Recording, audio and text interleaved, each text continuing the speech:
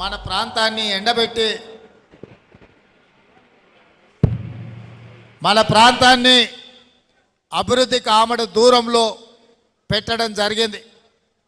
అందుకే ఈరోజు ఈ జిల్లాలో అభివృద్ధి జరగాలి, పంటలు పండాలి, మన పిల్లలు చదువుకోవాలి, మన పేదలకు వైద్యం అందాలి, ఈ ప్రాంతంలో పరిశ్రమలు రావాలి అన్న ఆలోచనతోటి ఇవాళ ఈ సమీక్ష సమావేశాన్ని తీసుకొని దాదాపుగా 6 గంటలు అధికారులతో చర్చించి మన శాసనసభ్యులు, మన పార్లమెంట్ సభ్యులు, మన ప్రాంతానికి సంబంధించిన ప్రజాప్రతినిధులు తీసుకొచ్చిన ప్రతిపాదనలను అధికారులకు ఆదేశాలు ఇచ్చి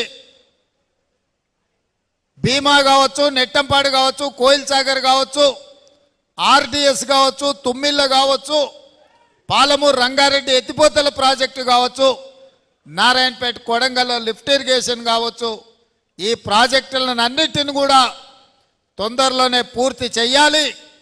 అవసరమైన నిధులు ఎక్కడ ఆగకుండా ఇవ్వడం జరుగుతుంది. ఈ ప్రాంతం అభివృద్ధికి మనం పూర్తిగా పునాదులు వేసుకోవాలని చెప్పి నేను అధికారులకు ఆదేశాలు ఇచ్చిన. మా కార్యకర్తల సోదరులు ఈరోజు కొంత సార్ వస్తున్నాడు, ఎమ్మెల్యేలను కలుస్తున్నాడు, అధికారులతో మాట్లాడుతున్నాడు, మరి గెలిపించిన మాతోని మాట్లాడతలేడు, మమ్మల్ని కలుస్తలేడు అని మా కార్యకర్తలు అందరూ అనుకుంటున్నారని నేను నాయకులకు నాయకుడిని కాదు, నేను అధికారులకు నాయకుడిని కాదు, నేను కార్యకర్తలలో ఒక కార్యకర్తను, మీ తోడుగా ఉండి మీలో ఒక్కడిగా ఉండడమే నాకు సంతోషం. అందుకే జిల్లా పార్టీ నాయకులకు నేను చెప్పిన సమీక్ష సమావేశం తర్వాత జిల్లాలో ఉండే ముఖ్యమైన కాంగ్రెస్ శ్రేణులను ఒక దగ్గర కూర్చోబెట్టండి, వాళ్ళతో ఒక 10 నిమిషాలు మాట్లాడి వీలైనంత మేరకు వాళ్ళని కలిస్తే నాకు సంతోషం వస్తుంది, నాకు బలం వస్తుంది.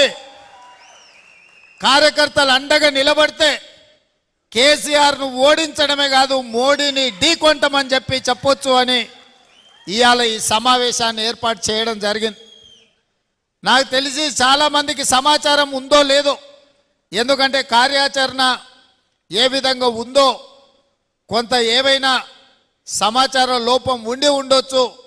మళ్ళీ తొందరలోనే జిల్లాకు వచ్చి ప్రతి కార్యకర్తను కలుసుకొని ఈ గెలుపు మీది, ఈ అధికారం మీది, ప్రభుత్వం మీది, ఈ ప్రభుత్వంలో మీ సూచనలు, మీ సలహాలు ఈ ప్రభుత్వం పాటిస్తుందని చెప్పడానికే ఈ సమావేశాన్ని ఏర్పాటు చేసి, మొన్నటి వరకు జరిగిన ఎన్నికలు, శాసనసభ ఎన్నికలు మావి, పార్లమెంటు ఎన్నికలు డాక్టర్ మల్లు రవి గారివి, వంశీ చంద్రెడ్డి గారివి, నాయకుల ఎన్నికలు అయిపోయినాయి. నాయకుల కోసం మీరు కష్టపడే సమయము అయిపోయింది. ఇప్పుడు ఈ వేదిక మీద ఉన్న నాయకులందరూ మీకోసం కష్టపడి మిమ్మల్ని సర్పంచులుగా, ఎంపీటీసీలుగా, మిమ్మల్ని ఎంపీపీలుగా, జిల్లా పరిషత్ మెంబర్లుగా, కౌన్సిలర్లుగా, కార్పొరేటర్గా, మున్సిపల్ చైర్మన్లుగా, మేయర్లుగా మిమ్మల్ని గెలిపించాల్సిన బాధ్యత ఈ వేదిక మీద ఉన్న నాయకుల మీద ఉన్నది. ఇప్పటి వరకు మీరు మా కోసం కష్టపడ్డారు. మీరు కష్టపడడం వల్ల మేము ఇవాళ ముఖ్యమంత్రులుగా, మంత్రులుగా, ఎమ్మెల్యేలుగా ఈ వేదిక మీద కూర్చున్నాం. నిన్నటి వరకు ఈ వేదిక మీద ఉన్న చాలామంది అక్కడ కార్యకర్తలలో కూర్చున్నారు. మీలో ఉన్న వాళ్ళకే అవకాశాలు వచ్చి ఇవాళ ఎమ్మెల్యేలు అయ్యి ఈ వేదిక మీద కూర్చున్నారు. మీలో ఎమ్మెల్యే అర్హత లేని వాళ్ళు లేరని కాదు, కొన్ని ప్రత్యేకమైన పరిస్థితుల్లో పార్టీ కొంతమందికి అవకాశం ఇచ్చింది, కొంతమందికి అవకాశం రాలేదు. అయినా మీరందరూ బాధపడకుండా, ఒకరోజు మనసులో దుఃఖం వచ్చినా రెండో రోజు ఈసారి ఎట్లయినా కేసీఆర్ను ఓడించాలి, కాంగ్రెస్ను గెలిపించాలి అని మనోనిబ్బరంతో మీరందరూ బయటికి వచ్చి మీరందరు కష్టపడి పని చేసిండ్రు. కాబట్టి ఈ మహబూబ్నగర్ జిల్లాలో 14 అసెంబ్లీలు ఉంటే 12 గెలవడం జరిగింది. అందుకే ఈరోజు తెలంగాణ రాష్ట్రంలో మన చేతిలోకి అధికారం వచ్చింది. మరి మీరు కష్టపడితే వచ్చిన అధికారాన్ని మీకోసం వినియోగించాలి, మీకోసం మీ ఎన్నికల కోసం పనిచేయాలన్న ఆలోచనతో ఇవాళ మన ప్రభుత్వం ఉన్నది. అందుకే ఈరోజు ఈ సమావేశాన్ని ఏర్పాటు చేసి వేదిక ద్వారా కార్యకర్తలందరికీ నేను పిలిపివ్వదలుచుకున్నా. తొందరలోనే స్థానిక సంస్థల ఎన్నికలు నిర్వహించబోతున్నాము. ఆ స్థానిక సంస్థల ఎన్నికలలో ఎమ్మెల్యేలు ఊరు ఊరు తిరిగి ఇల్లు తిరిగి మిమ్మల్ని సర్పంచులుగా, ఎంపీటీసీలుగా, ఎంపీపీలుగా, జడ్పీటీసీలుగా, మున్సిపల్ కౌన్సిలర్లు, కార్పొరేటర్లుగా వాళ్ళ ఎన్నికలకు తిరిగిన దానికంటే ఎక్కువ మీకోసం తిరుగుతారు. నేను కూడా ముఖ్యమంత్రిగా రాష్ట్రం నలుమూలల సుడిగాలి పర్యటన చేసి మిమ్మల్ని గెలిపించుకునే విధంగా, మిమ్మల్ని బలోపేతం చేసే విధంగా కార్యక్రమం తీసుకుంటామని ఈ వేదిక మీద నుంచి నేను చెప్పదలుచుకున్నా. మా మంత్రి గారికి, మా ఎమ్మెల్యేలకు నేను సూచన చేస్తున్నా. ఎక్కడెక్కడైతే టెంపుల్స్ ఉన్నాయో టెంపుల్స్ కమిటీలు, మార్కెట్ కమిటీలు, ఇంకా ఇతర నామినేటెడ్ పోస్టులు ఏమేమి ఉన్నాయో, లైబ్రరీ చైర్మన్లు మా మిత్రుడు సంపత్ చెప్తున్నాడు, నామినేటెడ్ పోస్టులు ఏవేవైతే ఉన్నాయో కార్యకర్తలకు, కష్టపడ్డ వాళ్లకు అవకాశం, రానోళ్లకు అవకాశం ఇచ్చి వాళ్ళందరినీ కూడా తక్షణమే ఆ పదవులలో కూర్చోబెట్టాలని చెప్పి వేదిక మీద ఉన్న ఎమ్మెల్యేలందరికీ నేను ఆదేశాలు ఇస్తున్నా. ఎవరైతే పార్టీ కోసం కష్టపడ్డారో వాళ్ళకే ఇవ్వాలి అని మాట చెప్పడానికే కార్యకర్తల సమక్షంలో కష్టపడ్డ కార్యకర్తలనే వాళ్ళను కుర్చీలలో కూర్చోబెట్టాలి, వాళ్ళకు పదవులు కట్టబెట్టాలి అని చెప్పి కాంగ్రెస్ పార్టీ అధ్యక్షుడిగా ఈరోజు రాష్ట్ర ముఖ్యమంత్రిగా వారికి ఆదేశాలు ఇస్తున్నా. ఇదే కాదు, 2021 జూలై 7 నాడు మొదటిసారి తెలంగాణ రాష్ట్ర కాంగ్రెస్ పార్టీ అధ్యక్షుడిగా నేను బాధ్యతలు తీసుకున్న 3 సంవత్సరాలు నిరంతరం మీరు నాతో నిలబడి పాదయాత్రలు కావచ్చు, ధర్నాలలో కావచ్చు, దీక్షలు కావచ్చు, కేసీఆర్తో కొట్లాడినప్పుడు వీరోచితంగా మీరు కొట్లాడినరు. ఈ 3 సంవత్సరాలు మొన్న జూలై 7, 2024 నాడు 2 రోజుల క్రితం 3 సంవత్సరాల కాలాన్ని మనం పూర్తి చేసుకున్నాం. ఈ 3 ఏళ్ళు మీరు కష్టపడి కడుపులో పెట్టి చూసుకొని భుజాల మీద మోసిండ్రు కాబట్టి ఇవాళ పిసిసి అధ్యక్షుడి నుంచి తెలంగాణ రాష్ట్రానికి నేను ముఖ్యమంత్రి అయినా ఎప్పటికీ కార్యకర్తలను గుర్తు పెట్టుకుంటా.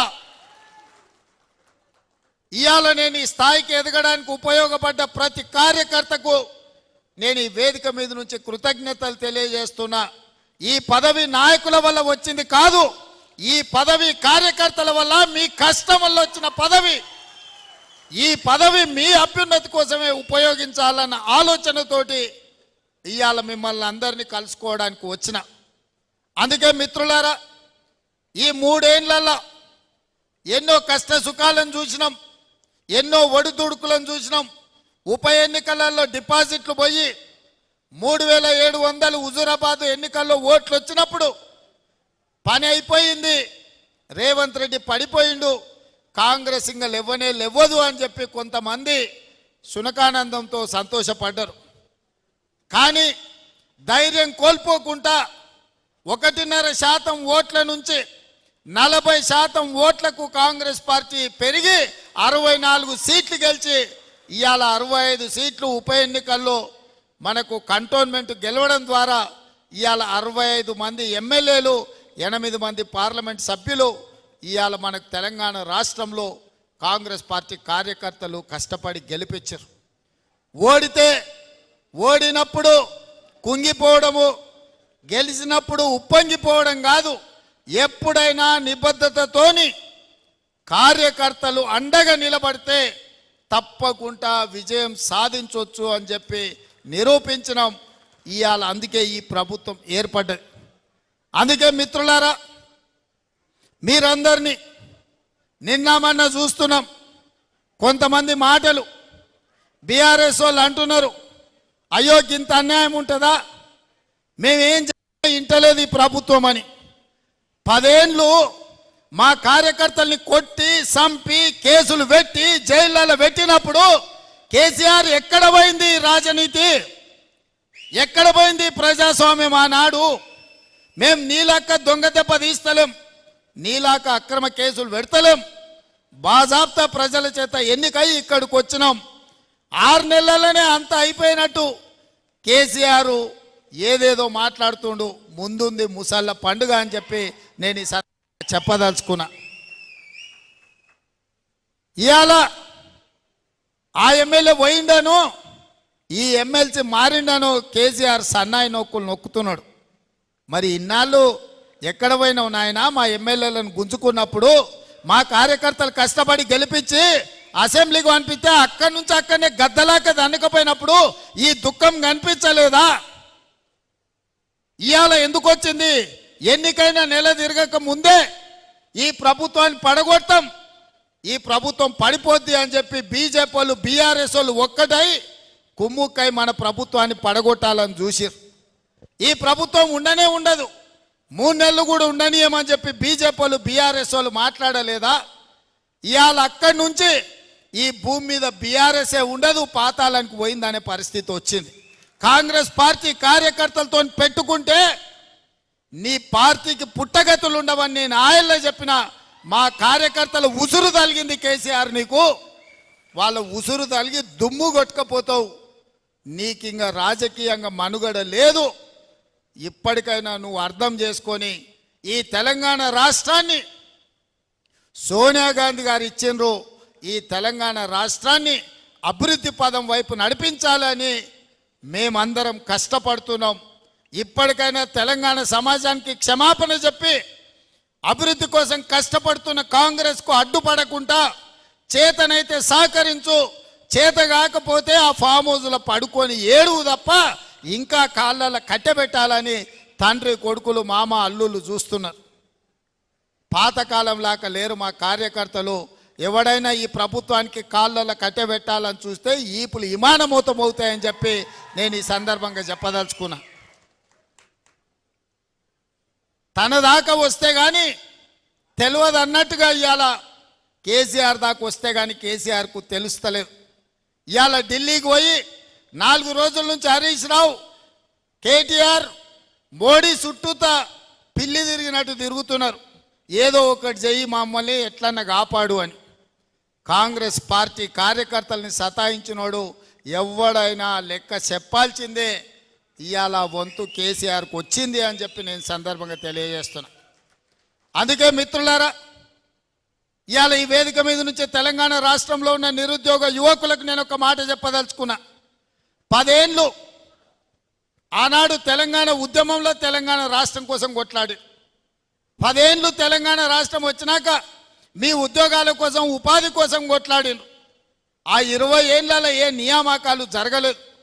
కానీ కాంగ్రెస్ అధికారంలోకి వచ్చిన వెంటనే 90 రోజుల్లో 30,000 ఉద్యోగ ఖాళీలు భర్తీ చేసి నిరుద్యోగ యువకులకు ఉద్యోగాలు ఇచ్చింది కాంగ్రెస్ పార్టీ కాదా? మాకు తెలుసు ఆ బాధ ఏందో. ఉద్యోగాల కోసం పిల్లలు ఎట్లా కష్టపడుతున్నారో తెలుసు కాబట్టి 90 రోజుల్లో 30,000 ఉద్యోగాలు ఇచ్చినాం. ఇదే కాకుండా ప్రభుత్వ ఉద్యోగస్తులకు ఎప్పుడు జీతం వస్తుందో తెలియని పరిస్థితి నుంచి ప్రతి నెల 1వ తారీఖు నాడు ఇవాళ ప్రభుత్వ ఉద్యోగస్తులకు జీతభత్యాలు ఇచ్చే పరిస్థితి కాంగ్రెస్ పార్టీ తీసుకొచ్చింది. ఇదే కాదు, డిఎస్సి నోటిఫికేషన్ గ్రామాలలో తండాలలో గూడాలలో పేదోళ్ళ పిల్లలు చదువుకోవాలి, టీచర్ల నియామకాలు చేపట్టాలి అని డిఎస్సి నోటిఫికేషన్ ఇచ్చి 11,500 ఉద్యోగ ఖాళీలు భర్తీ చేయడానికి ఇవాళ పరీక్షలు పెడితే ప్రతి తలమాసినోడు వచ్చి డిఎస్సి పరీక్షను పోస్ట్ పోన్ చేయమంటారు. నేను అడగదలుచుకున్న ఈ వేదిక మీద నుంచి 10 ఏళ్ళ డిఎస్సి నోటిఫికేషన్ ఇయ్యనందుకే కదా పిల్లలు కొట్లాడింది, పరీక్షలు పెట్టమన్నది. 2022లో నోటిఫికేషన్ ఇస్తే ఇప్పటి వరకు పరీక్షలు జరగలేదు, పెట్టమనే కదా అన్నది. మనం క్యాలెండర్ డేట్ ప్రకారం ఇవాళ డిఎస్సి నోటిఫికేషన్ ఇచ్చి పరీక్షలు పెడుతుంటే కొంతమంది టీఆర్ఎస్ సన్నాసులు పరీక్షలు రాయనోళ్లను చదువు రానోళ్లను ఇవాళ ప్రభుత్వం పరీక్షలు వేయాలంటారు. గ్రూప్ 1 పరీక్షలు వాయిదాలు వేయాలంటారు. 2022లో ఆనాడు 1:50 లాగా నోటిఫికేషన్ ఇచ్చి పరీక్షలు పెట్టాలనుకున్నారు. పెట్టిన పరీక్షల ప్రశ్న పత్రాలు జిరాక్స్ సెంటర్లలో ఎక్కడ పడితే అక్కడ చౌరస్తాల పల్లి బఠానీలు అమ్మినట్టు అమ్మితే పరీక్షలు రద్దయిపోయినాయి. మనం వచ్చిన ఎంబడే గ్రూప్ 1కు నోటిఫికేషన్ ఇచ్చి ప్రిలిమినరీ ఎగ్జామ్స్ మొత్తం నిర్వహించి సరైన సమయంలో 4 లక్షల మంది విద్యార్థులు పరీక్షలకు అప్లికేషన్లు పెట్టి 3 లక్షల మంది పరీక్షలు రాసి నిన్నగాక మొన్న 31,000 మందిని ఈ పరీక్షలకు పాస్ చేసి గ్రూప్ 1లో ప్రిలిమినరీ రిజల్ట్స్ ఇచ్చినాం. ఇప్పుడు మెయిన్ ఎగ్జామ్స్ మనం పెట్టాలంటే 1:50 కాదు 1:100 విలువని అంటారు. అంటే ఒక ఉద్యోగం ఉంటే 50 మందిని ప్రాథమిక పరీక్షలలో పాస్ చేసి మెయిన్ ఎగ్జామ్స్కు పిలుస్తామని చెప్పినాం. సగం దూరం వచ్చినాక ఇప్పుడు 50 కాదు 100 మందిని పిలువంటాడు. ఏందయ్యా ఈ దొంగన కొడుకుల ఆలోచన అంటే 1:100 పిలవంగానే కోర్టు స్టే ఇస్తుంది, పరీక్షలు రద్దు చేస్తుంది. నువ్వు నోటిఫికేషన్లో 1:50 ఇచ్చి పరీక్షలు అయిపోయినాక 1:100 ఎట్లా పిలుస్తావు? ఒక ఉద్యోగానికి 50 బదులు ఒక ఉద్యోగానికి 100 మందిని ఎట్లా పిలుస్తావు? అది తప్పు అని కోర్టు పరీక్షల్ని రద్దు చేస్తుంది. మళ్ళీ మొదటి నుంచి మొదలు పెడితే మళ్ళీ ఏడాది పోతుంది. 2011లో నోటిఫికేషన్ గ్రూప్ 1 ఇస్తే ఇప్పటి వరకు 13 ఏళ్ళ ఇంతవరకు పరీక్షలు జరగలే, నియామకాలు చేయలే.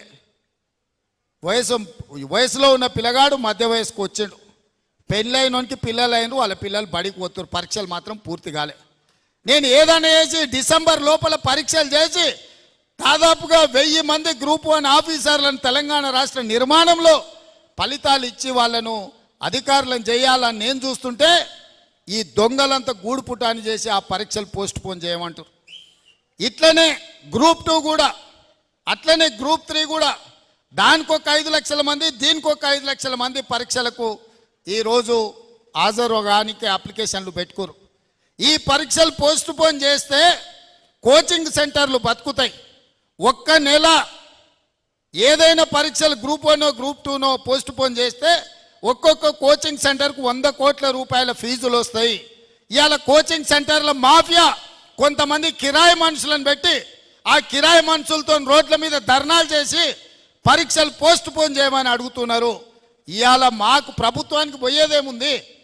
ఒకవేళ పరీక్షలు పోస్ట్ పోన్ చేస్తే విద్యార్థులకు నష్టం.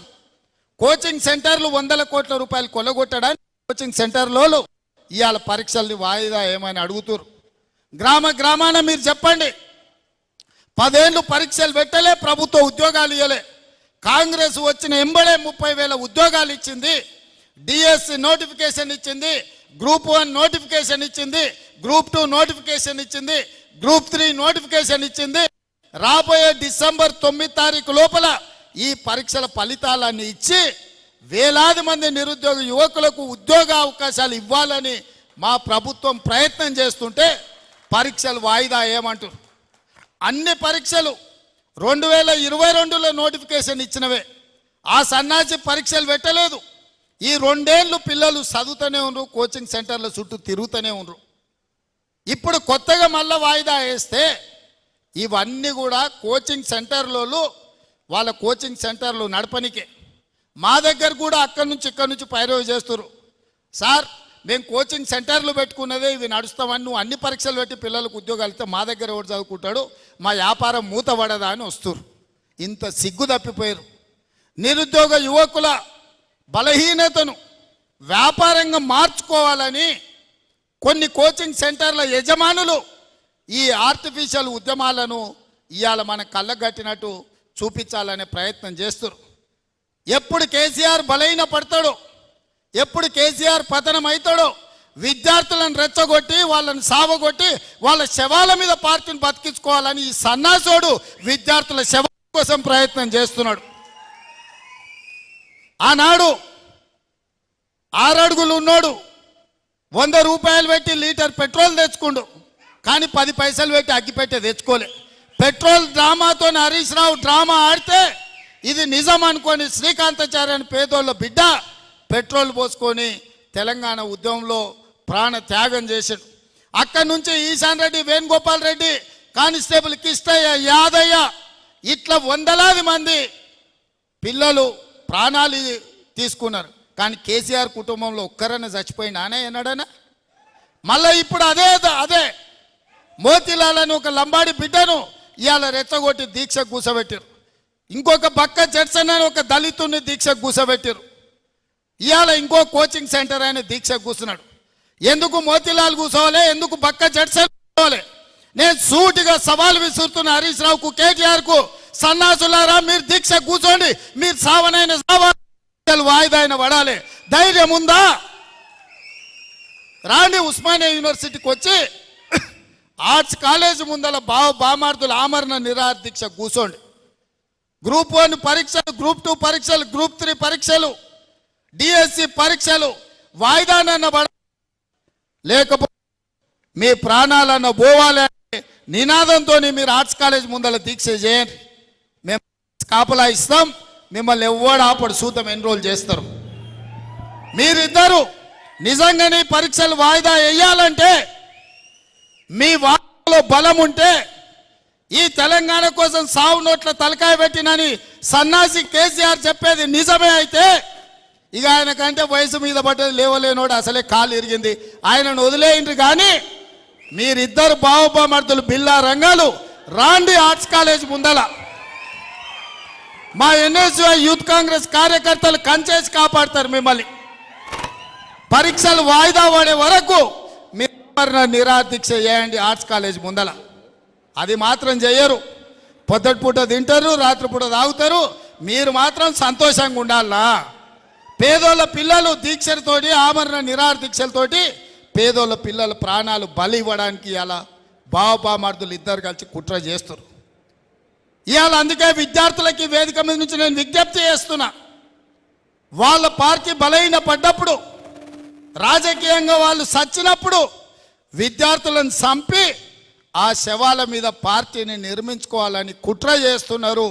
ఇవాళ కొంతమంది విద్యార్థులను రెచ్చగొట్టి వాళ్ళ భావోద్వేగాలతో రాజకీయంగా లబ్ధి పొందాలని చూస్తారు. అందుకే ఇక్కడున్న మా సోదరులకు గ్రామాన్ని చెప్పండి, వాళ్ళ తల్లిదండ్రులకు చెప్పండి, మీ కోచింగ్ సెంటర్లలో 1000 కోట్ల 100,000 రూపాయలు ఫీజులు కట్టాల్సిన పని లేకుండా ఎంబడెంబడే పరీక్షలు పెట్టి ఫలితాలు ఇచ్చి మీ పిల్లలకు ఉద్యోగాలు ఇస్తాము. ఒకవేళ పరీక్ష రాసి ఉద్యోగం రాకపోతే ఇంకే ప్రైవేటుల్లోనైనా వాళ్ళు ఉద్యోగం చేసుకోవడానికి అవకాశం ఉంటుంది. పరీక్షలు నిర్వహించి ఫలితాలు ఇవ్వకపోతే సంవత్సరాల కొద్దీ పేదోళ్ళ పిల్లలు కోచింగ్ సెంటర్ల చుట్టూతో తిరిగి ఇటు ఇంటికి రాలేక, పట్నంలో ఉండలేక వాళ్ళు అన్ని రకాలుగా దెబ్బతినిపోయే ప్రమాదం ఉన్నది. ప్రతి గ్రామంలో మా కార్యకర్తలు అందరూ కూడా చెప్పాలి. ఇవాళ అప్పుడప్పుడు మా వాళ్ళు కూడా వచ్చి అంటుంటారు, అని ఆ పిల్లలు ఏదో పరీక్షలు వాయిదా ఏమంటారు కదా, వేస్తే పోతుంది కదా అని. వేస్తే పోతుంది, నాకు కూడా ఏం పోతుంది, పరీక్ష వాయిదా వేస్తే నష్టం ఏం లేదు. కానీ పిల్లల జీవితాలు ఆగం అయిపోతాయి. ఆ పిల్లలు 10 ఏళ్ళు నష్టపోయారు కేసీఆర్ పాలనలో. 10 ఏళ్ళు ఒక్క పరీక్ష పెట్టలేదు, 10 ఏళ్ళు ఎవరికి ఉద్యోగం ఇవ్వలే. ఇవాళ నేను అవన్నీ చూసి వచ్చినాను కాబట్టి పిల్లలకు సరైన సమయంలో పరీక్షలు పెట్టాలని అనుకుంటున్నాను. అవి వాయిదా వేయడానికి ఒక పక్కన టీఆర్ఎస్, కొంతమంది కోచింగ్ సెంటర్ల ఓనర్లు కుట్రలు చేస్తున్నారు. ఇవన్నీ కూడా ప్రజలకు వివరించాల్సిన బాధ్యత మీ అందరి మీద ఉన్నది. పరీక్షలు వాయిదా వేస్తే కాంగ్రెస్కి వచ్చే నష్టం లేదు, మీ సోదరుడిగా నాకు పోయే కష్టమేం లేదు. కానీ లక్షలాది మంది నిరుద్యోగ యువకుల జీవితాలు ఆగమవుతాయి. ఇవాళ వాళ్ళని రెచ్చగొట్టి రాజకీయ లబ్ధి పొందాలని ఇవాళ బీఆర్ఎస్ నాయకులు ప్రయత్నం చేస్తున్నారు. అందుకే ఇవాళ నిజంగానే కేసీఆర్ హరీష్కు, లేకపోతే కేటీఆర్కి హరీష్కు ఈ విద్యార్థుల బాధ వాళ్ళు నిజంగానే తీర్చాలనుకుంటే హరీష్, కేటీఆర్ ఇద్దరు ఆర్ట్స్ కాలేజ్ ముందల దీక్ష కూర్చోవాలి, ఆమరణ నిరాహార దీక్ష కూర్చోవాలి. ఈ పరీక్షలు వాయిదా పడే వరకు మంది పిల్లలు ఎవ్వరు కూర్చోవద్దు. 10 ఏళ్ళు మంత్రులు అనుభవించిన మీరిద్దరు ఈరోజు ఎమ్మెల్యేలు, మీరు వచ్చి కూర్చోండి. ఈ వాదనలో నిజం ఉంటే 2 ఎమ్మెల్యేలను తెలంగాణ ప్రభుత్వం వదులుకోదు కదా, కూర్చోండి 10-15 రోజులు.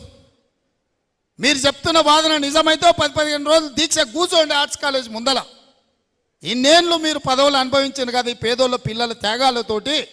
ఆ పేదల పిల్లల కోసం లక్షలాది మంది నిరుద్యోగ యువకులకు ఒకవేళ మా ప్రభుత్వంలో అన్యాయం జరుగుతుందని బావబామర్దులు బిల్లారంగాలు అనుకుంటే వీళ్ళెందుకు కూర్చోరు దీక్షకని నేను అడుగుతున్నా. గ్రామాలలో మీరు నిలదీయండి, మన చెప్పండి, మనం కాదురా ప్రాణాలు ఇచ్చేది, ఇప్పుడు వాళ్ళని కూర్చోబెట్టురు, పట్టుకొచ్చురు, కూర్చోబెట్టురు, కట్టేయమని చెప్పురు ఆర్ట్స్ కాలేజ్ ముందల. అప్పుడు తెలుస్తుంది. అందుకే మిత్రులారా, నా సూచన ఒక్కటే, ఈ ప్రభుత్వం వచ్చింది, ఈ ప్రభుత్వం ఆడబిడ్డలకు ఆర్టీసీ బస్సు ఉచితంగా ఇచ్చింది, ఈ ప్రభుత్వం 500 రూపాయలకే సిలిండర్ ఇచ్చింది, ఈ ప్రభుత్వం ఇందిరమ్మ ఇండ్లు ఇచ్చింది, ఈ ప్రభుత్వం రాజీవ్ ఆరోగ్యశ్రీ అమలు చేసి ఈరోజు 10 లక్షల రూపాయలు పేదోళ్లకు అందుబాటులోకి. ఈ ప్రభుత్వం 15 ఆగస్టు లోపల 2 లక్షల రూపాయల రైతు రుణమాఫీ చేస్తా అని చెప్పింది, చేసి తీర్థమని మా మంత్రివర్గం నిర్ణయం తీసుకున్నది. ఇన్ని మంచి పనులు చేసి ఈ ప్రభుత్వం 30,000 ఉద్యోగాలు ఇచ్చింది. ఇంకా గ్రూప్ 1, గ్రూప్ 2, గ్రూప్ 3 డిఎస్సి నోటిఫికేషన్లు ఇచ్చి పరీక్షలు పూర్తి చేసి ఈ సంవత్సరం ఆఖరి లోపల నిరుద్యోగ యువకులకు ఉద్యోగాలు ఇవ్వాలని కంకణం కట్టుకొని బయలుదేరింది. ఇన్ని పనులు ఈ ప్రభుత్వం సంవత్సరం తిరిగే లోపల చేస్తే కేసీఆర్కు బీఆర్ఎస్కు పుట్టగతులు ఉండవని కుట్రలు చేస్తుండ్రు. ఈ కుట్రలన్నిటిని కూడా గ్రామాన చెప్పాల్సిందిగా మిమ్మల్ని కోరుకుంటున్నా. ఇక వచ్చేటివి మీ ఎన్నికలు, మా ఎన్నికలు అయిపోయినాయి. వేదిక మీద ఉన్న నాయకులందరికీ పదవులు ఏదో ఒకటి వచ్చినాయి. నిన్న 35 మంది కార్పొరేషన్ చైర్మన్లు ఇచ్చినాం. మీరు ఒక్కసారి పేర్లు చదువుని. ఒక్క పైరవికారు లేడు, ఒక్కడు ఎవడో ఎక్కడి నుంచో వచ్చిండని లేదు. ఎస్సీ, ఎస్టీ, బీసీ, మైనారిటీ సెల్లుల చైర్మన్లకు ఇచ్చినాం, జిల్లా పార్టీ అధ్యక్షులకు ఇచ్చినాం. మొన్న ఎమ్మెల్యే టికెట్లు ఏదైనా అనుకోని పరిస్థితుల్లో రాకపోతే వాళ్ళందరికీ ఇచ్చినాం. ఇవాళ చైర్మన్లు 2 సంవత్సరాల కోసం వేసినాం. ఇవాళ పేపర్లల్లో ఇవాళ పేపర్లలో పేర్లు రాసిరు. ప్రతి కాంగ్రెస్ పార్టీ కోసం కష్టపడ్డోళ్ళకే ఇచ్చినాం. ఒక్క పైరవికారుని కూడా ఇయ్యలేదు. మొట్టమొదటిసారి కాంగ్రెస్ పార్టీ చరిత్రలో ఈనాడు రాహుల్ గాంధీ, సోనియా గాంధీ గారు, మల్లికార్జున్ ఖర్గే గారి నేతృత్వంలో నిజమైన కాంగ్రెస్ పార్టీ కార్యకర్తలకు న్యాయం జరిగింది. రేపు కూడా మీకు నామినేటెడ్ పదవులు కానీ, సర్పంచులు కానీ, ఎంపీటీసీలు కానీ, ఎంపీపీలు కానీ, జడ్పీటీసీలు కానీ ఏ పదవైనా కష్టపడ్డ కాంగ్రెస్ పార్టీ కార్యకర్తలకు ఇప్పించే బాధ్యత నాది. మీకు అండగా నిలబడతా. మా ఎమ్మెల్యేలు అందరికీ కూడా నేను స్పష్టంగా చెప్తున్నా, ఎవరైతే పార్టీ కోసం కష్టపడ్డారో, పార్టీకో గెలవడం కోసం కొట్లాడినరో వాళ్ళకే పదవులు ఇవ్వాలి. ఇవాళ కార్యకర్తలు అక్కడ ఉంటేనే మనం ఇక్కడ ఉంటాం. వాళ్ళే అక్కడ లేకపోతే మనకి వేదిక ఉండదు, ఈ కుర్చీ కూడా ఉండదు అని చెప్పి మా ఎమ్మెల్యేలందరికీ నేను చెప్పదలుచుకున్నా. వాళ్ళు బలంగా ఉన్నప్పుడే, గ్రామాలలో వాళ్ళ గౌరవం ఉన్నప్పుడే మనం గ్రామానికి వెళ్తే మనకి ఇంత ఇజ్జత్ ఉంటుంది. ఊర్లో మనోనికి ఇజ్జతే లేకపోతే ఊర్లో ఏడికి పోతాం మనం? ఊర్లోకి పోతే సాయి ఇచ్చేటోడు కూడా దొరకడు. ఏదన్నా ఊరికి వెళ్తే మనకు మంచినీళ్ళు ఇచ్చి ఛాయ్ ఇచ్చి ఇంత బువ్వ పెట్టేటోడు ఉండాలంటే మన కార్యకర్త బలంగా ఉండాలి. సంక్షేమ పథకాలు కూడా, మనం ఇచ్చే పథకాలు కూడా మన కార్యకర్తలను అడగండి. మన కోసం కష్టపడ్డోళ్ళు ఎవరున్నారో వాళ్లకు ఇవ్వండి అని చెప్పి నేను ఎమ్మెల్యేలందరికీ సూచన చేస్తున్నా. ఎందుకంటే పార్టీ బలపడ్డప్పుడే, పార్టీ బలంగా ఉన్నప్పుడే మన ప్రభుత్వం బలంగా ఉంటుంది. సోనియా గాంధీ గారు, రాహుల్ గాంధీ గారు నాకు అదే మాట చెప్పిండ్రు. కార్యకర్తల్ని కాపాడే బాధ్యత నీది. 3 ఏళ్ళు నీ ఎంబడి నిలబడ్డారు, నీ వెనకాల నిలబడ్డారు, కట్టెపట్టుకొని నిటారుగా నిలబడి కొట్లాడినరు. వాళ్ళని కాపాడే బాధ్యత నీది అని చెప్పి సోనియా గాంధీ, రాహుల్ గాంధీ గారు చెప్పినరు. మీ అందరితోనే ఆ విషయాన్ని పంచుకుందామనే ఇవాళ నేను ఇక్కడికి వచ్చిన. రుణమాఫీ జరిగిన ఎంబడే స్థానిక సంస్థల ఎన్నికలకు పోదాం. ఇవాళ మనం అందరం కష్టపడ్డ కార్యకర్తల్ని కాపాడుకుందామని తెలియజేస్తూ మీ అందరి దగ్గర సెలవు తీసుకుంటున్న మిత్రులారా.